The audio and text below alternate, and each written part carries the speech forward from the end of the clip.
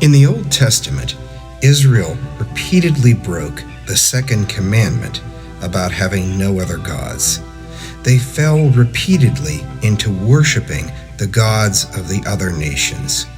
In the third video, we discussed King Solomon allowing his wives to bring the worship of other gods to the nation of Israel.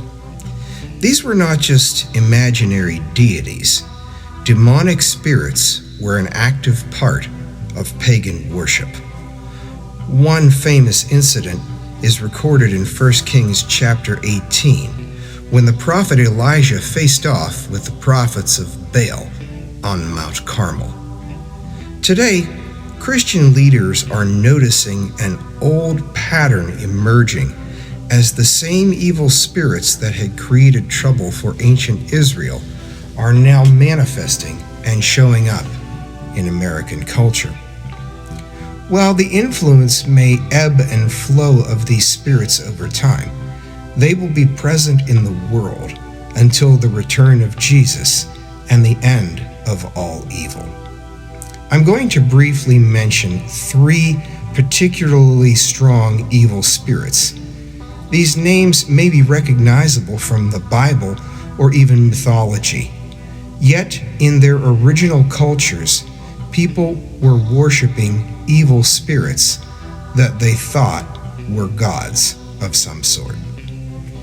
Baal, a god of prosperity and fertility and an adversary of God from the Old Testament days, has taken root now in America. Baal was the bull, and we now have a golden bull statue on Wall Street. Many people seek prosperity instead of God. Second, Ishtar, the goddess of fertility. She's shown up in America. In ancient days, her worshippers engaged in various sexual practices, including prostitution and homosexuality. Ishtar also brings about feminized males and masculine females. Ishtar is also commonly associated with intoxication. Ishtar rituals were much like gay pride parades, complete with men dressed as women. Ishtar was even seen as the goddess of the rainbow. Ancient Israel was also tragically affected by their acceptance of the god Molech. In the Bible, Molech worship is referred to as an abomination. It includes parents offering their children as sacrifices to Molech. Children were actually burned on Molech statues with extended arms.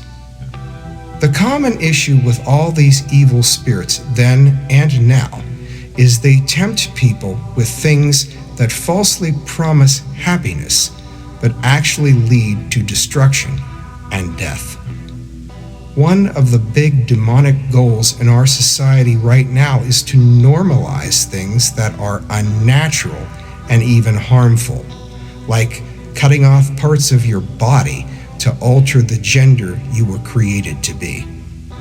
As these so-called alternative lifestyles flourish, the population rate decreases and the structure of our families erodes as natural relationships are tossed aside by an increasing number of people.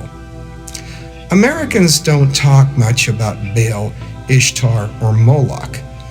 We have a culture, though, that worships prosperity and every kind of sexuality and regards child sacrifice, now known as abortion, as a sacred right.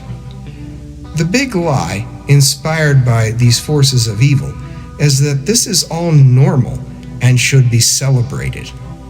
In truth, it should be recognized as unnatural and unhealthy.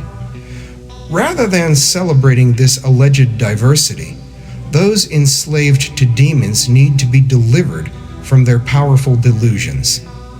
In the church, we can support and help individuals if they are open to assistance. To honestly love someone is to speak truth to them, not to encourage them to continue in delusion.